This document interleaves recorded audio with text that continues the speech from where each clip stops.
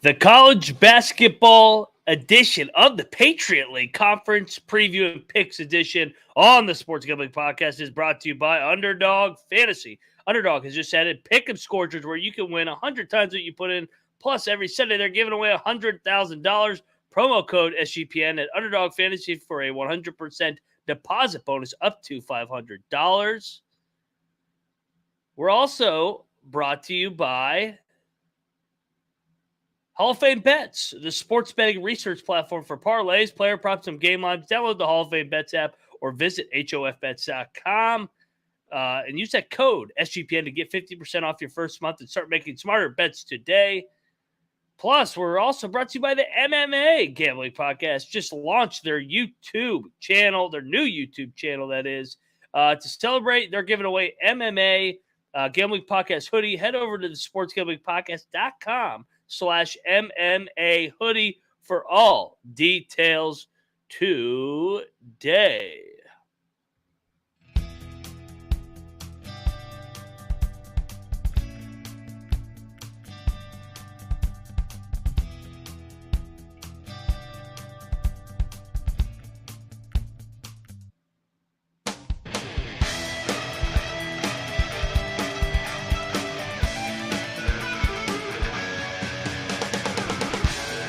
Yes, yes, yes, yes, yes. Woo! Welcome to the College Basketball Experience Patriot League Preview Picks Edition. If you're wondering who you're listening to, I am Moneyline Mac, a.k.a. the former video coordinator for Bob Huggins and Frank Martin. And we're getting right into it, but, we're bringing on a special guest here today, and those that are deep divers of the college basketball season know this guy very well because we had him on a couple preview show last year, a couple pick show, and if you follow his work also on our SGPN page as well, he's put out multiple articles, and I got a lot of respect for this guy because he's one of us in terms of he covers college basketball every single fucking night. He doesn't just come around for March Madness and jump on the bandwagon. No, he's breaking it down November 6th all the way through the first weekend in April. And you guys see him on youtube.com/the college experience. I want to introduce CBB Nick. Nick, welcome back to the college basketball experience. How have things gone? Or how are things on your end? Sorry, I can't talk right now. All good, man. Yeah, I'm excited. College basketball, favorite time of the year. I'm sick of watching MLB and all these shit sports going on. But I'm excited. This is gonna be a good season. We got some upcoming really good teams this season. So a lot of big changes, obviously, year in and year out. So, we're here to stay on top of it and get these picks down. Yes, we are. And I knew I had to bring you on to talk a little Patriot League because they got a little bit of everything in this league. You got a little bit of diversity, whether you like the academies with Army Navy. Boston has been good in the past. Bucknell, they won an NCAA tournament. Lehigh beat Duke. I know you're a Dookie, so you remember these Lehigh guys from upstate in Pennsylvania. But there's a heavy favorite here, and it's been this Colgate machine that's been rolling. What are your initial thoughts when looking at this board before we dive in team by team? Yeah, like you said, the Patriot League, it's very top heavy with Colgate being at the top. Obviously, what we're going to be, more focused on is who's going to be fighting for those, top 2 to like 4 or 5 spots because it's going to be a competitive, race for those type of spots. Obviously, I think Colgate's going to run away with it, but I'm excited to see Lehigh and like we mentioned, pre-show Holy Cross, they were fighting, they were in there, they're scrappy. So yeah, I think it's going to be interesting to see who gets those, next couple slots in this league. Yeah, that's Noah Beanick's Holy Cross Crusaders. That was his team all year long that he kept riding. I know he's going to like that when he listens to this tomorrow. So, you mentioned it. Colgate ran away with it last year, 17-1 in league play. But a lot of parity in this fucking league because you look at it, 2 to, what would that be, 9? Were separated by 4 games. So Navy, Lehigh, Army, Boston, Lafayette, American, Loyola, Holy Cross, all in between 11 and 7 wins. So a lot of games that came down to the wire. Bucknell was in the basement. Obviously, Holy Cross ran away with it before losing in the first round in the NCAA tournament. But let's get right into it, Nick. We're going to start off with AU in the nation's capital. the American Eagles, coming off a 17-15 year last year, 7-11 in league play. New coach is in the building. Dwayne Simpkins comes over from the George Mason Patriots. He was an assistant coach there. He's a DC guy at Bender Arena. They actually don't lose a lot for bringing in a new coaching staff. So Johnny O'Neill's out. Jackson Kanetak is out. They combined for about 16 points again. My favorite part of the show is when I get to butcher everybody's name. But incoming over from Loyola, Maryland. So just across over there in Maryland, across the border, the Beltway, is Nick Marshall from Loyola, Maryland. And then they bring in a trio of freshmen.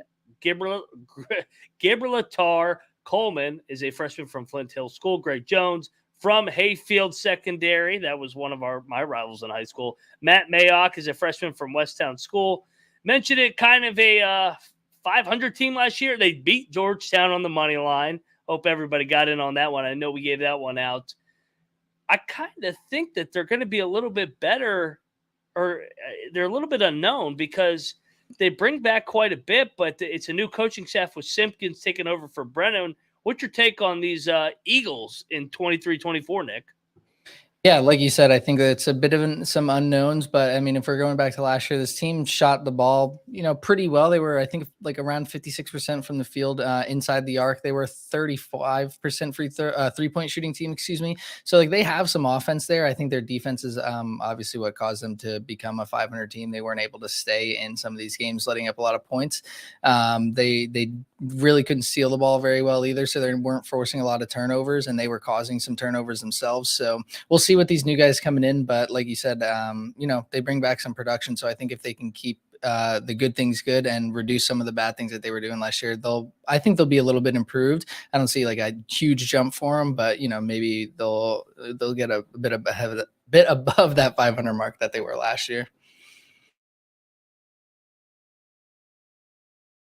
Oh, I think you're muted. I'm muted. I can't fucking do anything right now. all good. I was over here fucking popping open a cold beer and making up names on the Patriot League because that's what we do on the college experience. Shout out to Rob in the chat. I mean, it's a hard handicap because Dwayne Simpkins is a DC guy. I mean, he was an assistant at Mason. He worked his way up through the high school ranks. He played at Maryland for the glory years under Gary Williams. So, he knows this area very well. I kind of think this is going to be a top half of the league team. Is that kind of the way that you're leaning with these Eagles headed into the year? Yeah, I think they're going to get away from the bottom. I think they'll be one of those teams that are fighting for like those, 4 or 5 spot in this league. Again, we'll see how these freshmen do. So yeah, I agree with you on that one. We are in agreement. All right, so let's go over to the next team in this beautiful. I love the Patriot League, and I'll tell you one team I like. It. And quick background on me: my parents, or my dad, went to West Point. My grandfather went to West Point. My brother was in the Army. You're wondering what the hell happened to me? I ask that same question every day. But I'm an Army Black Knight. I love the Black Knights, and it's a new era. New head man at the helm, Kevin Kuwick, in his first season. In Army, you go back to the Zach Spiker era, and he was around 500. And then the guy that took over, I'm drawing a complete blank. I believe it was Allen. His last name is Allen. Kept that thing around 500. They have not been able to get over the hump. They're always in the middle of the league at the Chrysler Arena. Like I said, first year for the Kuwick era, and they lose our guy, Jalen Rucker, who averaged 17 points a game. Ethan Roberts is out. Colton Benson's out. Both double-digit scores, and another one, Chris Mann. So a lot of production out. They didn't bring anybody through the portal because nobody wants to go into the Army, I guess. But they bring in some freshmen and Ryan Curry, Josh Scovins, and Kendall Haley. So I guess kind of another mystery team. Looking at this, I mean, I'm looking up Kevin Kluwick's resume. I'm trying to remember where he came from. I know he's a military guy himself. He came over from Notre Dame. So, I mean, he's used to the high standards in the Army. I kind of feel like Army's going to be in the middle of the pack like they always are. Nick, what's your breakdown of this Army Black Knight era? Yeah, I mean, I think the middle of the pack in this league would kind of be their peak. Like you mentioned, they lost a lot of production and didn't bring anybody in. So I'm scared to see what this season's going to look like for them. I kind of have them more towards the bottom in this league, but we could be shocked. Well, so like you said, it's the first year, coach, and it's a new, they might be up to the battle, and we'll see how they go. But losing all that production is kind of scary for me. Yeah, especially a guy like Jalen Rucker. And I mean, and Rob makes a good point. They haven't had a winning season since Coach K. Dak Spiker in his time there, I pull it before he went over to Drexel. He was 102 and 122. So it's exactly what Army's been during this 10-year after Coach K is a 500 program. And I like Club Kluick. Sorry, I can't pronounce his last name. He actually came over from Butler, so he's a Midwest guy. Jimmy Allen, that was the guy that was in between them. And pulling up what Jimmy Allen was 98 and 110, so a little bit under 10 games under 500. So he was there 7 years after being an assistant for Zach Spiker. If you had to put a ceiling on this team, would you say middle of the pack? Is that what you're leaning? You said. Yeah, like I think if they are above, I think they went 17 and 16 last year. I think if they are able to do that again, I think they would be, they won't be happy with it, but I think like as a third party, I think you'd be okay with going, about 500 or a little over 500. So yeah, I think a bit over 500 would be their peak. So I see them like besting, 5th, 6th in this league, but I see them more towards the bottom.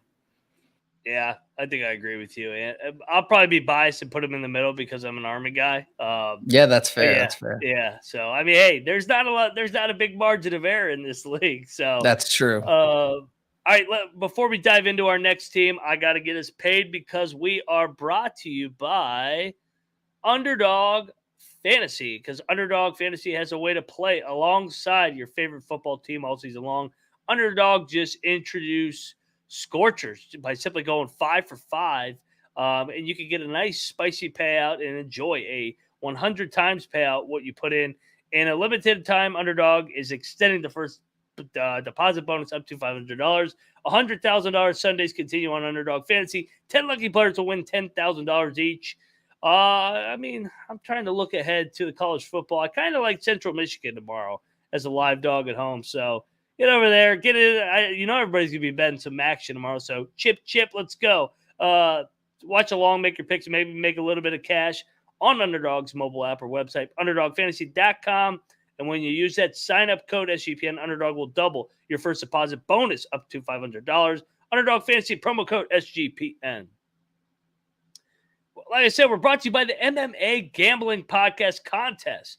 They just launched their new YouTube channel. In honor of that, they're giving away a nice hoodie with the MMA Gambling Podcast logo to one lucky winner. Head over to sportsgamblingpodcast.com/MMA hoodie to submit your entry today, and make sure you are subscribed to the MMA Gambling Podcast on YouTube. All righty, we're back on the Patriot League edition of the College Basketball Experience. Next up, we got one of my favorite teams. I like this team right here, baby. I like all these teams. This is a good league. Boston, the Terriers coming in. They actually had a disappointing year last year, losing record. Joe Jones, who's always run a decent program there, in his 13th season at Case Gym out of Boston, Massachusetts. They lose some production as well. Walter with 15 points a game, guys, 6 rebounds. Jonas Harper, Fletcher Tyen, Ethan Britton Watts. That's a name right there. So lose quite a bit of production, but they got into the portal and brought in some reinforcements. Ethan Akuasa, transfer from Southern New Hampshire, right there locally. Ben Palakaias, transfer from Maryville. And the rest of it was freshmen. Kyron Alexander, Michael McNair, Matai Baptiste, Spencer Joyner. Like I said, man, I thought this team on the outside looking in was actually pretty unlucky, if I remember correctly. I thought they lost a lot of close games. Joe Jones, a proven coach there at Boston in his 13th season. In his 13th season, his record there at Boston is 196 and 169. he has not been able to get over the hump and get to the big dance. He's won the league regular season his first year there in 2013-14. He was finished second the COVID year. They got canceled, but they kind of spiraled a little bit. This has happened with a lot of these Northeast programs with the ridiculous COVID rules that they had to deal with for that 2-year stint. So, Nick, what is your take on these Boston Terriers sitting at 50-1 to win the Patriot League? Yeah, like you said, I think they did get some unlucky games last season. I just looked really quick on KenPom. They had 4 losses that were 4 points or less. So I think in a league like this, where it's a very close battle, like those 4 games would mean a lot for their standings. And like you said, I think they, outside looking in, they looked a lot better on paper than they were in on the court. Like looking at their numbers, I mean, their adjusted efficiency on offense was 306 in the country. Their effective field goal percentage was 325th in the country. Like they just couldn't get their offense going, and their defense wasn't doing them any justice either. So I think actually getting some new guys in might be good for them. Obviously, you don't want to lose your guys and lose, double-digit scores in college basketball, but it obviously wasn't, working out how they wanted it last year. So I think getting some new faces in there might not be bad for this team. I everybody in the chat knows me. I like to kind of be positive on pretty much every team in the country other than Pitt. So I'm gonna say middle of the pack. I'm probably gonna say this for everybody but Colgate. Rob makes a good point. That program fell off the fucking face when they started wearing masks on the court. That was one of the more ridiculous things I've ever seen in my life. That is COVID true. tests. They COVID test all these fucking players, and then they got to wear a mask on the floor. Like that's gonna do anything, and they're all wearing it on their chin. I'm like, what are we doing right now? So yeah, that was the downfall of this program. I don't know. Could this be a sleeper in the league because of Joe Jones's pedigree there, or are you selling stock on this program going forward? Kind of feels like it's stale there now. Yeah, compared to last year, I'd be more bullish on them. I think they'll be better than they were last year. In terms of like competing with Colgate to win, I don't think so, but I think they definitely have a chance to be in, the top 3 spot in this league for sure. That's fair. I like that a lot. So, all right. So that's it on the Boston Terriers. Let's go over to the other B school in the Patriot League. And I'll tell you what, man, this program was disappointing last year. Nathan Davis out, John Griffin III in, not Robert Griffin III, John Griffin III in Lewisburg, Pennsylvania. This is a proud program. They've won a lot of games at that Bucknell. They show up, and I was not used to seeing them down last year. I kept eating shit on them because they would get off to a slow start, and I'd be like, all right, this is a proud program. They're going to find a way to claw back into this race, and they never did, and that's why they finished 10th out of 10th in the Patriot. That's unacceptable at Bucknell. You should never be 10th out of 10th. So John Griffin III comes in for his first season. Xander Rice is out, 15 points a game. Alex Timmerman, 11 points a game. Andre Screen, 11 points a game. Jake Vander Heiden, also out. Bringing in a couple transfer portal pieces and Mercy Hurst with Pippa Aji. Pip Aji. That is a name if I've ever heard of one. Quinn Berger coming over from St. Joe's in the A-10. Couple freshmen coming in from Bishop O'Connell, Patrick O'Brien, Brandon McCrease coming in as well. So new coach. So we got similar to Army. We're handicapping a new coach. John Griffin III coming in. I don't know. You got to think that they're gonna bounce back a little bit in the positive way. But I mean, looking at Griffin's track record, he was there when they kind of went on their run there from 2015 to 2019. He went over to St. Joe's for a couple years. They built that up and have put that thing in a position where they can make a jump at St. Joe's in year number 5 coming up. I got to think that they're going to be a little bit better. I don't think they're going to finish last again. How about you? Yeah, I agree. I don't think they'll be finishing last, but I think they will be towards the bottom again. I think it's just going to be a tough bounce back for them. But we'll see. Like you said, I think college basketball is so unknown, especially when you're bringing in new coaches and with the transfer portal with these guys. It's so unknown when you're bringing in, a lot of new guys. So we'll see. But like you said, they got, as a program, they have to be a bit embarrassed that they went 10 out of 10 in this league. Like that's not what Bucknell's about. So I think they'll have a bounce back from last year for sure. And quick side note too, this is for all you Bucknell fans out there. This is the same John Griffin III that played at Bucknell from 2004 to 2018. So they hire one of their own, a guy that knows Bucknell, to get this thing turned around. I like the hire, actually. I like when they hire one of their own, a guy that's paid his dues on the recruiting trail. So I'm going to buy stock long term, but I think we sell them early, and I think they get better as the season goes along. Yeah, totally agree with that. All right, I got a feel we're going to agree on the next one too, because we got the Colgate Raiders, and if you're watching on YouTube.com, such a college experience. No, it's not a typo. They're minus 250 to win the league. So insane. Minus 250. Matt Langle in his 13th season, they keep on plugging. I mean, they finished 26-9, 17-1. That puts him over the last couple of years in the Patriot League. 17-1 last year, 16-2 the year before, 11-1 the year before that, 14-4, 13-5, 12-6. So quite a 5-year run this program has been on. They have turned into the Vermont and Gonzaga of this league, where you're just going to chalk them in at minus 250, and you're going to win. I mean, he's done an unbelievable job with this program, building it up over the years after being at Penn and Temple. They really don't lose that much. I know Tucker Richardson and Oliver Lynch Daniels were key contributors, and they averaged 25 points a game between the two of them.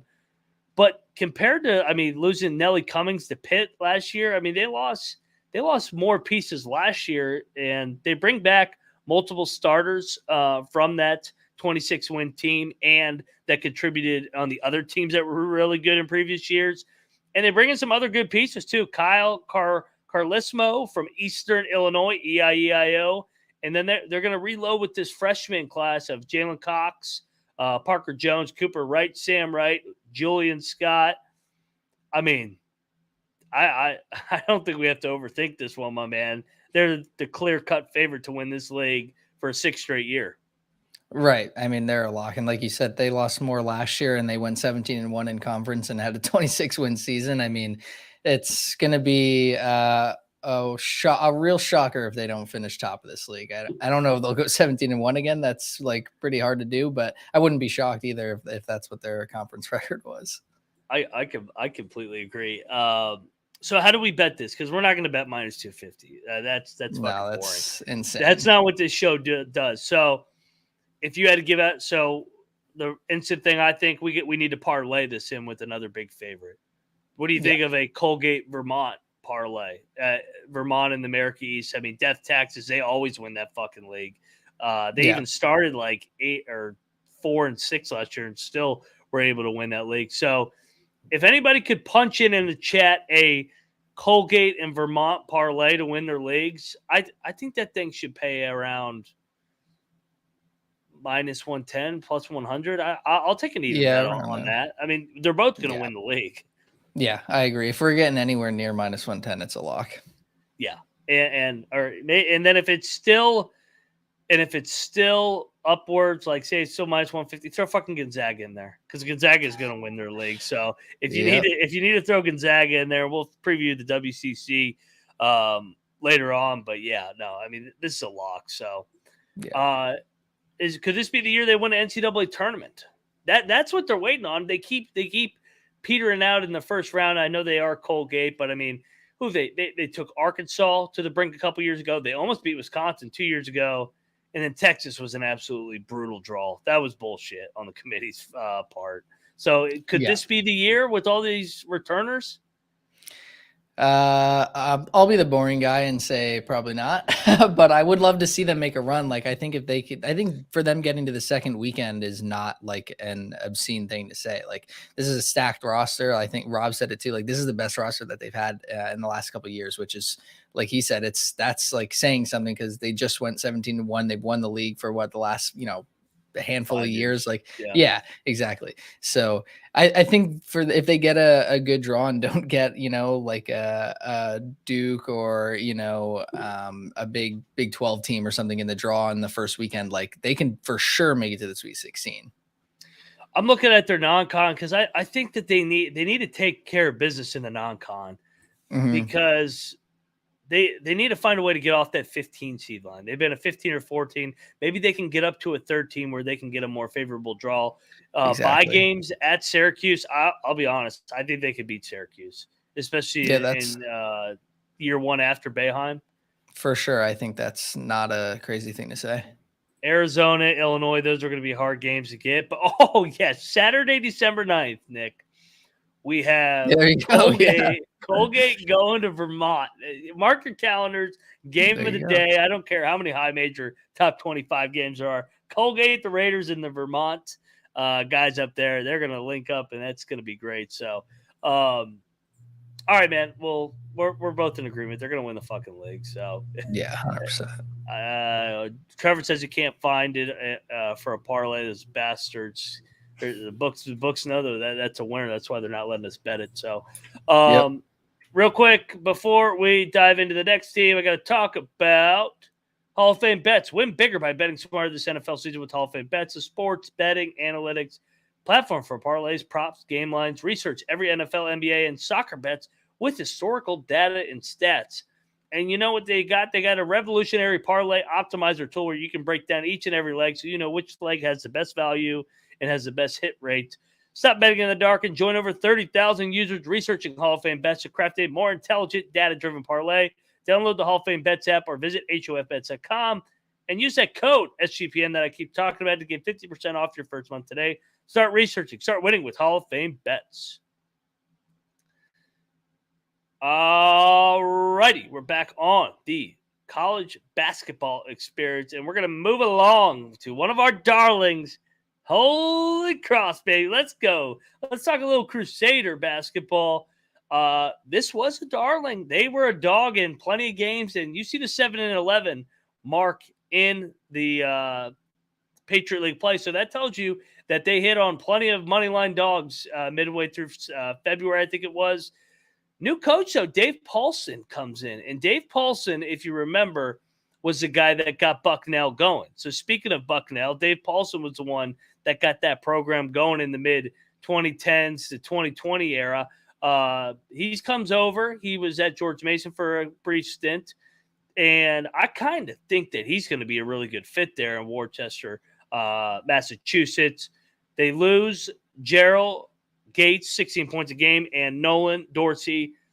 They're going to bring in a bunch of freshmen here. Joe Nugent, Khalil Singleton, DeAndre Williams, Declan Ryan, AJ Willis. So my first thought is I'm backing this coach. I've seen him have success in this league at Bucknell. I don't think the coaching is as good in this league. So looking at what Paulson did at the beginning of his Bucknell tenure, though, he struggled. He was 8-23 his first year. Kind of took 2 to 3 years to get it really going, where he was able to, like I said, get to the tournament 2 out of 3 years. So I think kind of like Bucknell, I want to back this team really in league play when they get better and better under Paulson. So, but this league is so weak compared to what it used to be. I kind of think that they could work their way into the top half. What do you think, Nick? Completely agree. I think they will be in the top half by the end. I think, like you said, give them time throughout, the non-con, and once they get into conference play and start ramping up, I for sure think this is going to be top 4, I would say, in this league. I think they're going to be good. Oh, that's our darlings, baby. The Holy Cross Crusaders. Do you think they could get all the way up to maybe 3? Or, 2? It would be hard. I think what I have, we'll get to them in a second. I think Lehigh is probably going to be that number 2 spot. But again, like if you turn in this league, I feel like we've talked about it a couple of times, like with these games being like a possession or 2 like losses. Like if you can flip those games to wins, like that's the difference in between getting like 5th and 2nd in this league, I think. So I think it's possible. I think they have a fighting chance, but I see them probably under Lehigh. But again, it's possible. It's for sure possible. You just got Noah Beanick fucking happy to bet on Holy Cross once again. So let's go. Let's go, Crusaders. Next up, we got the Leopards of Lafayette. They were bad last year, to say the least.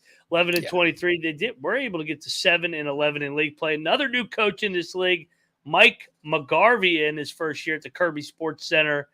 he loses a lot. They lose 3 double-figure scores in Leo O'Boyle, C.J. Fulton, Josh Rivera, and Ryan Zambi, who was a 4 points a game guy. Limited portal additions with Luka Savicic, transfer from Eastern Michigan, and then they bring in a bunch of freshmen with Mark Butler, Josh Witch, Luke Rasmussen, Mike Bednoston. So seems like they're going young, and they're going to go with the long-term plan here for the Leopards. This program hasn't been good in quite a bit. I kind of want to fade this team. This seems like a rebuilding job for McGarvey in year number 1. Yeah, I think you're right. I think it's going to be a process for these guys. So you got a bunch of young guys in there. We'll see how they develop, and it's going to be sort of like a test year for them. I think they'll be able to get some wins, and I don't see them being 10th, but probably in that area for sure. Yeah, no, I agree with you. And McGarvey was the interim last year. Correct me if I'm wrong. Yes. Yeah, he took over. He was a Division II guy before that. He started at Colgate, so he started his coaching career with Colgate, so he knows the winning culture. But like Colgate, it took Colgate a minute to get that thing going under Langle. I think he's going to take the long-term plan and try and get this thing to a player in 3 years with this freshman group. And I like to say this too, Nick. Whenever I see a bunch of freshmen on a team, I kind of like that team in February because I think they're going to get basically their ass kicked in November and December. So I think getting them at inflated numbers as dogs in February when everybody's more familiar with one another is a place where we could actually bet this team. Yeah, I think overall in college basketball, I think a lot of people factor in like freshmen and having young guys as being like more of a negative thing. For me, it's at least in like, power conferences, I don't think any of that matters. I think maybe like having a guy that's a senior and, a vet that's been around is good for maybe like locker room morale type of things. But in terms of like skill on the court, like if you're a freshman and you're just better than the guys across from you, like none of that really matters to me. So I agree with you. I think they'll probably get beat up a bit in the beginning of the season, but they're going to be decent in February so we can get them at a big number. I don't see why they won't cover it. Yeah, I like that angle a lot. I'll tell you another team I like, and I know you probably don't like this team. You probably still see nightmares of C.J. McCollum beating the Dukies in 2012. Brett Reed is in his 17th season. The same Brett Reed that led that upset for these Mountain Hawks over the Dukies. This has been a good program. Like I said, in his 17th season in Bethlehem, Pennsylvania.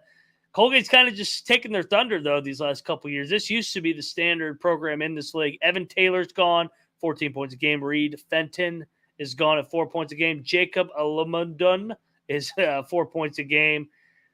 They're going the freshman route, too, and that's kind of what they've always done. They're not a big portal team, kind of like a lot of these teams in this league. It's more the old school college basketball. Get freshmen in, build them up, get experience, and groom them so that they can contribute to your program junior and senior years. So freshmen that are coming in, Nasir Whitlock is a freshman, Joshua Ingram, Cam Gillis, and Jake Pike.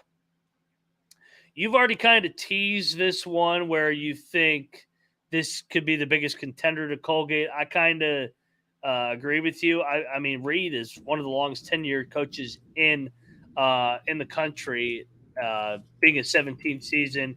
He's been there, done that. It's hard to bet against this guy. I mean, you just look at what he's done. He, outside of the COVID year, you take out the COVID year, he has finished between second and fourth every year for the last decade. So you got to put them in your top three just based off of culture and tradition. 100%. And Rob pointed out too, Keith Higgins, whatever his name is. He was a bucket last year. I think he shot like 42% from the field. He's a volume 3-point shooter. I think he was hitting maybe like 30-ish percent. So, I mean, that kid is a bucket. I mean, if you're putting up, 15, 16 points a game in this conference, like you're going to be, one of the star players, especially on Lehigh, which like you said, is a well-coached team, and they finished top 4 for, the last, 7 years or so. Like, I mean, This guy's in his 17th season for a reason, right? Like he knows what he's doing, and he's this team has been at the top of this conference. So yeah, I think this would be, if I could bet them to finish second in this conference, that's exactly what I would do. So yeah, I think this team is they're going to be good. They just have to get over that hump and somehow top Colgate to get to the tournament. Yeah, you're looking at it.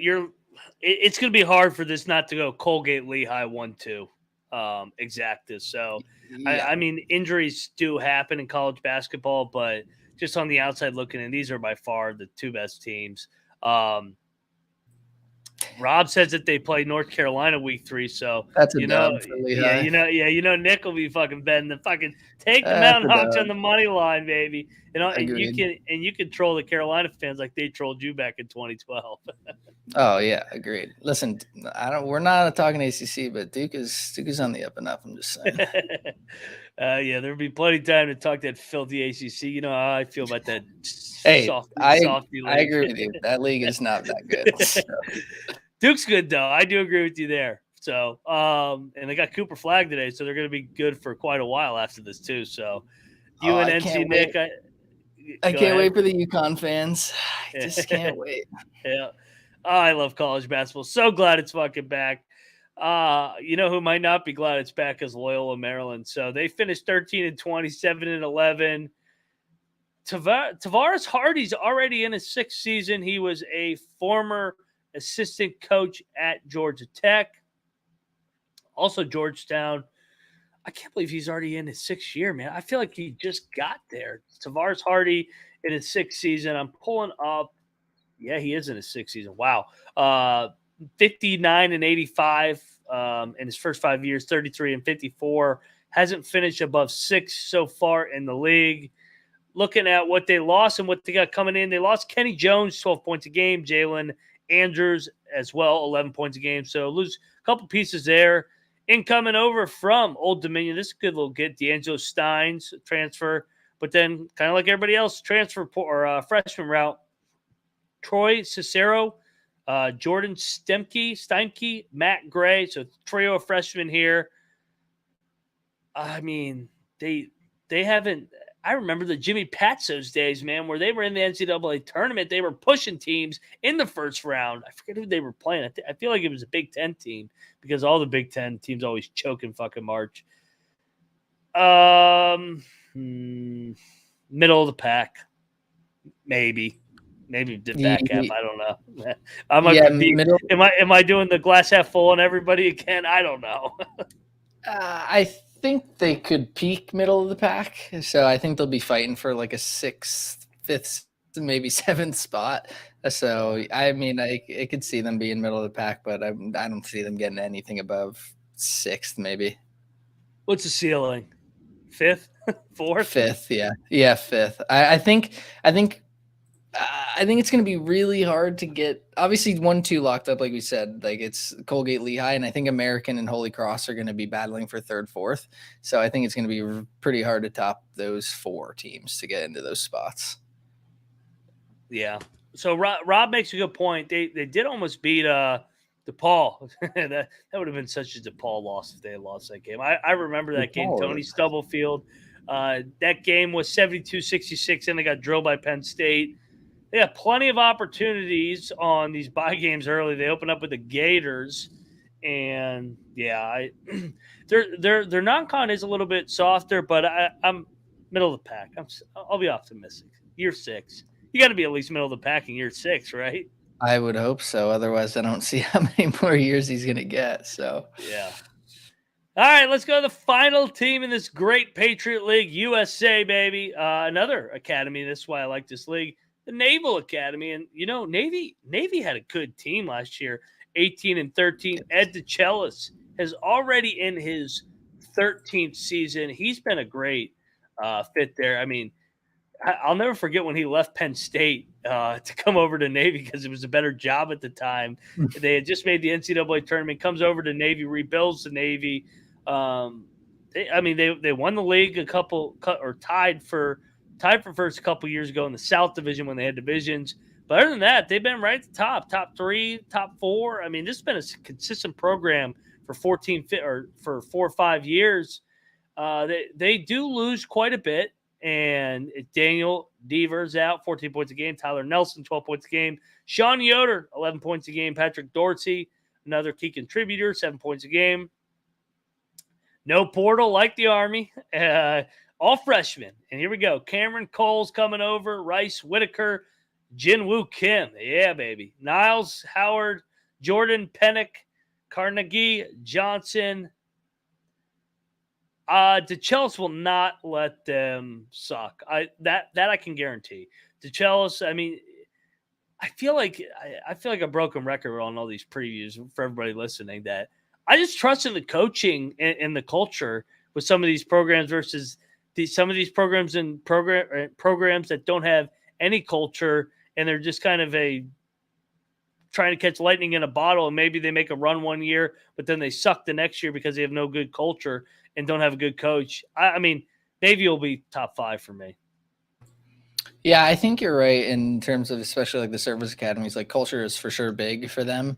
And this team had like you said, they had a really good season last year, and they had some really good wins. I mean, they beat Princeton, they beat Youngstown State, Towson. Like they beat some pretty good teams that were scrappy throughout the year that were definitely probably better than them, at least on paper. So I think if they can do that again in the non-con and then just, win the games they're supposed to in conference play, like they'll for sure I think they'll be top half. Yeah. Oh, I forgot to put that up. They're 15-1 to win the league. I forgot to tell you pre-show. So we go 1 to 10 on ranking these teams. I'll give you a second if you haven't already ranked them. Yeah, give me like 10 seconds. Yeah. Well, I mean, we'll go one by one. In the 10 hole, we'll go reverse order. In the 10 hole, I got there's a lot of candidates.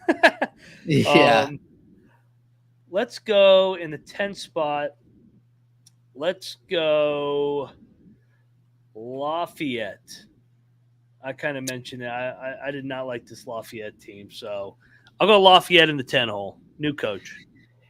Yeah, they're definitely a candidate. I think Rob said it too. They have that 7-footer, and Justin Bond, I think is his last name. He might be able to single-handedly get them a couple wins.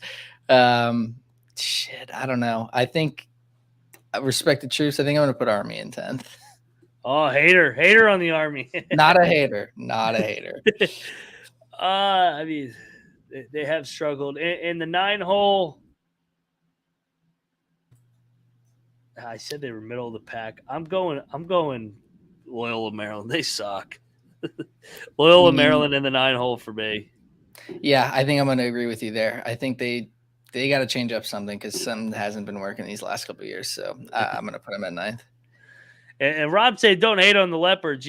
Last place is probably going to finish with 7 wins because everybody's going to be, other than Colgate, between 9-9 and 7-11 in this league. So in the 8 hole, let's go Bucknell because it's year number 1. That's exactly what I was going to say as well. All right, so we're seeing eye to eye. In the 7th spot, Joe Jones is Boston Terriers. I think I'm going to put Lafayette at 7th. Okay, there we go. In the 6 hole, I'll go American, the Eagles. Wow, just because of the new coach. Interested to see how that meshes. I think I'm going to throw Navy in this spot. Navy. Yeah. I hear shocker, surprise, Army. Army's 5th. They're always in the middle of the pack in this damn league. So right there, square in the middle, 9-9 for the Black Knights again. There you go. I think we're on number 5. I'll put Boston at number 5. Boston number 5 for Nick. I got the Navy midshipmen at number 4. Death taxes to Chelsea in the top 4. Let's go. In the Navy. I'm going to ride with Noah. I'm going to put Holy Cross at 4 here. Oh, Noah Beanick. I think they're going to be good. I like it. 3. Give me a Holy Cross, Dave Paulson. I guess this one's for Noah Beanick. Shout out to Noah Beanick. Noah Beanick's at the Lions game tonight, so he's already freaking 24 beers in his Thorman LeBaron vehicle, He's old whatever enough he's to drink doing. now? Yeah. Hell yeah. Yeah, I think he is. Maybe he's getting a little bit of roadhead. Who knows what Noah Beanick's doing? So in that LeBaron of his, filthy LeBaron, Noah Beanick. All Awesome. right, sorry, I digress. Back to the Patriot League. Number 3 for you, Jared I'm Goff gonna on the damn screen. speaking of the Lions, they're America's team right now. I'm gonna put American at number 3. Okay, I I like think it. they'll be good. I think they'll be pretty good. All right, and I think we're both agreeing 2-1, Lehigh and Colgate. Yep. And so you were able to cook up that parlay? Yeah, so I found Vermont on FanDuel at -135, and then just threw it into a parlay calculator. -135 and -250 gives +143 or 144. So we're plus money with Colgate and Vermont. I'm That's in on good. that. Let's go. They're both winning. Those are fucking locks. We And all they thought got, there was going to be way worse odds too. I That's thought it'd be plus like money. -120 or something. So I Yeah, mean, yeah. fucking Colgate's -250. Yeah, I know. The number on Vermont was like a little bit shocking. I was surprised it was so low at -135, but we'll take it. Well, anybody that wants to bet against Nick or I that Vermont's going to win the America East for about the freaking 60th straight year. I think the last time they didn't win the America East, Kennedy was president. I mean, they've won that damn league so many years in a row. They're going to win that league again, and so is Colgate. So you heard it, +143 parlay with the Vermont and Colgate. So. All right, Nick. Who wins the dance? Is there going to be an upset, or are you going to lay the chalk with Colgate? And will the odds to win the tournament be -500 going into the dance? Yeah, it's probably going to be way worse than it is now because, like you said earlier, like injuries happen, stuff happens. You never know like what's going to happen with some of these kids. But yeah, I mean, it's super hard not to say Colgate's going to win it. I would love to see a team like Holy Cross or American step up into class and take them down. But it's just too hard to take Colgate. So if we take out number 1 and 2, I'll go with Holy Cross because I think we'll get a better number with them than American. So I'll go with Holy Cross as a sleeper. But yeah, Colgate's the chalk play here. So we both agree. Holy Cross is our sleeper team. Yeah, I think they're gonna be pretty good. If you had to pick a team that would be a bust, who would it be? I don't know if there really is one because if nobody it's really hard has expectations. Yeah, it's so close, and no one is like, "Oh, Bucknell, they could do it." But yeah, I guess I see a higher ceiling for. I know I put Army at 10th, and I think we both put Loyola Maryland at 9. So I don't know. I see a higher ceiling for someone like Army and Navy, who I put lower too. So I'll just say Loyola Maryland. I think they're probably like a shoe-in to be in a bottom 2 or 3 spot. So if I had to pick someone to be the worst of the worst, it'll be Loyola Maryland. Yeah, I guess that would be. I guess if you finished last year, bust. So I agree with you. Right. All right, man. Well, that does it. We both have the Raiders dancing. Hopefully, they can get in and win get in and actually win a tournament game. Get a good draw here. We're back here shortly to dive into the Summit League. I know everybody loves the Summit League. No more at Max A. Smith. He betrayed us and went to those freaking ferries down there in Austin. So we'll dive into Bob Roberts. We'll dive into the Dakotas. Love the Summit. They play the conference championship at the Pentagon. Guys, we're 1 week out. We are 1 fucking week away from November 6th, which means Sunday night, we're previewing every single game. All 191 games that are on the dock for that Monday, November 6th game. Lines will drop sometime on Sunday afternoon, I believe, maybe Sunday morning. I know there's a couple high-profile games out. I think Oregon and Georgia's out, and K-State and USC's out. So check your books. I think they'll start trickling some of these lines out. And yeah, man, we're here.